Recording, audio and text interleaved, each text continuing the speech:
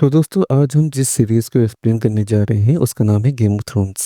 ये उसके सीजन 1 का पहला एपिसोड है। एपिसोड की शुरुआत में हम 3 लोगों को देखते हैं जो एक दीवार के घेर से बाहर निकल के जा रहे हैं। वो लोग जंगली लोगों के ठिकाने के बारे में पता करना चाहते थे। फिर हमें कुछ लाशें दिखाई जाती हैं जो कि एक पैटर्न में बनी थी। उनमें से एक बाकियों को उन लाशों के बारे में बताता है। वो बहुत डरा हुआ था तो वापस जाने की बात करता है। दूसरा आदमी भी इसके लिए राजी हो जाता है लेकिन उनका लीडर नहीं मानता क्योंकि उसे लगता है कि ये काम जंगली लोगों ने किया है और वो कहता है कि उन्हें जाकर वहां देखना चाहिए। वो डरे हुए आदमी को सलाह देता है कि वो दक्षिण की तरफ भाग जाए, लेकिन साथ में यह चेतावनी देता है कि अगर वो विंटरफेल के लोगों के हाथ आ गया तो वो लोग उसे भगोड़ा कहकर उसका गला काट देंगे, लेकिन अगर उससे पहले वो उसके हाथ लग गया तो वो उसे मार देगा। वो लोग वहां पे जाते हैं लेकिन वहां पे लाशें नहीं थी। लेकिन तभी एक आदमी आता है जिसे वो लोग वाइट वॉकर कहते हैं। वो उनके लीडर को मार देता है और उनका पीछा करके एक दूसरे आदमी को भी मार देता है, लेकिन तीसरा आदमी किसी तरह वहां से बच के भाग जाता है। फिर हम देखते हैं कि वो आदमी विंटरफेल नाम के एक रियासत में पहुंच गया है और उसे कुछ सैनिकों ने पकड़ लिया है। हमें वहां नेड स्टार्क का परिवार को दिखाया जाता है जिसमें उसकी बीवी कैटलिन स्टार्क और उसके बच्चे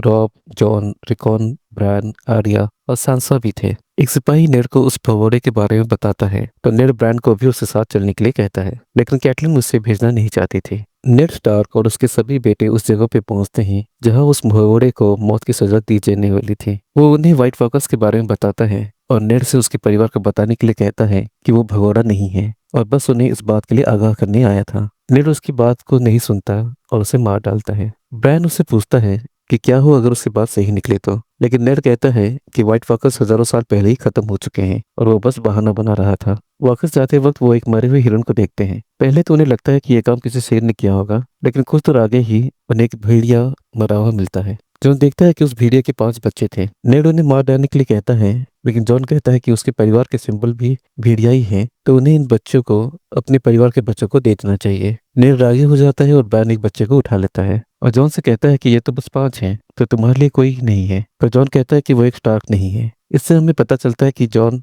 नेड का नाजायज बेटा है। जॉन को एक और सफेद रंग का बच्चा मिलता है जिसे वो अपने लिए रख लेता है। फिर हमें किंग्स लैंडिंग का सीन दिखाया जाता है जो कि सभी रियासतों का कैपिटल था। वहाँ एक आदमी जॉन एरोन का शोक सभा मनाया जा रहा था जो कि राजा का मेन सलाहकार था। एक आदमी जेमी लैनिस्टर अपनी बहन सर्सी लैनिस्टर से बात कर रहा था। सर्सी जेमी को राजा का सलाहकार बनने के लिए कहती है लेकिन वो मना कर देता है। हमें ये पता चलता है कि सर्सी वहाँ की रानी है और उसका हस्बैंड रॉबर्ट बराथियन है और सर्सी का उसके भाई जेमी के साथ कोई चक्कर भी है। फिर हम नेड और कैटलिन को देखते हैं जो कि एरोन की मौत के बारे में बात कर रहे थे। जॉन एरोन कैटलिन के बहन के पति थे। कैटलिन नेड से कहती है कि राजा रॉबर्ट बराथियन वहां आने वाले हैं। नेड भी जानता था कि वो वहां क्यों आ रहे हैं और कैटलिन इस बात से खुश नहीं थी। विंटरफेल में सब राजा के स्वागत के लिए तैयारी में लग जाते हैं। जॉन और रॉब भी अपने बाल काट के तैयार होते हैं। फिर हम किले की मीनार पे ब्रायन को देखते हैं जो कि रास्ते पे राजा के काफिले को आते हुए देखता है। वो उतर के अपनी माँ से उनके आने के बारे में बताता है। सबसे पहले राजा का बेटा जॉफ्री अंडर आता है। किंग रॉबर्ट उतर के सबसे मिलता है। सर्सी भी सबसे मिलती है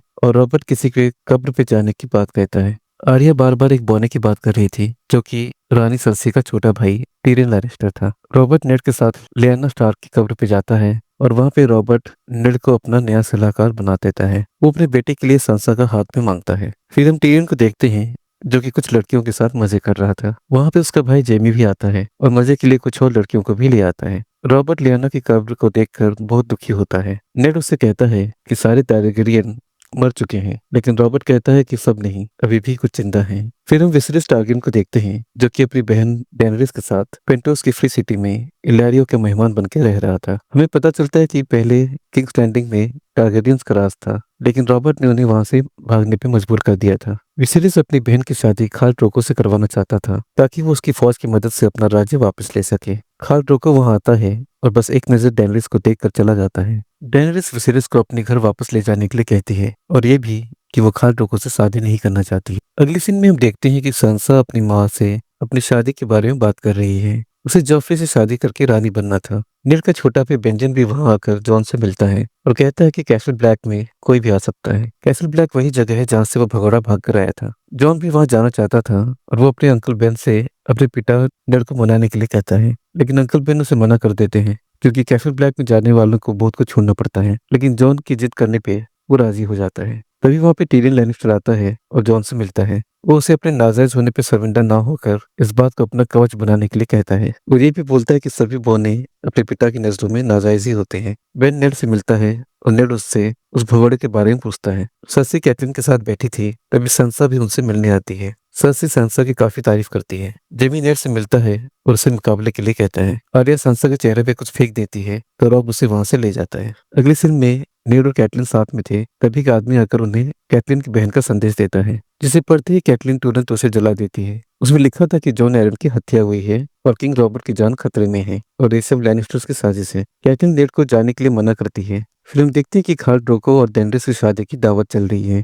वहां पे लोग आकर उन्हें तोहफे देते थे और उनमें से एक आदमी, जिसका नाम था जोरा मॉर्मंट, वो भी आके उन्हें तोहफे देता है। और ये आदमी वेस्टरोस का रहने वाला था, जो कि डेंड्रिस के पिता के साथ काम कर चुका था। इलेरियो डेंड्रिस को 3 ड्रैगन के अंडे देता है, जो कि पत्थर के हो चुके हैं। ड्रोगो डेरियस को अपने साथ स्वागत मनाने के लिए ले जाता है। फिर देखते हैं कि टीरियन और हाउंड आपस में शिकार की बातें कर रहे हैं। नेड और रॉबर्ट निकलने की तैयारी कर रहे थे और हम जानते हैं कि नेड ने सलाहकार बनने वाली बात मान ली थी। उन लोगों को जाते हुए देख ब्रांड किले पे उनको देखने के लिए चढ़ता है। उसे कुछ आवाजें सुनाई देती हैं, तो वो वहां जाके देखता है। वहां सर्सी और जेमी साथ में मजे कर रहे थे। सर्सी ब्रांड को देखकर चौंक जाती है और जेमी से कहती है कि उसने हमें देख लिया है। जेमी ब्रांड से उसकी उम्र पूछता है और उसे दीवार से फेंक देता है। उस वक्त वो ये कहता है कि प्यार के लिए क्या क्या करना पड़ता है। और इसके साथ ये एपिसोड यहीं पे खत्म होता है। आप लोगों को ये एक्सप्लेनेशन कैसा लगा हमें जरूर बताइए। वीडियो पसंद आए तो लाइक और कमेंट कीजिए और सब्सक्राइब कीजिए हमारे चैनल। तो आज के लिए बस इतना ही, मिलते हैं अगली वीडियो में। तब तक के लिए बाय बाय, टेक केयर।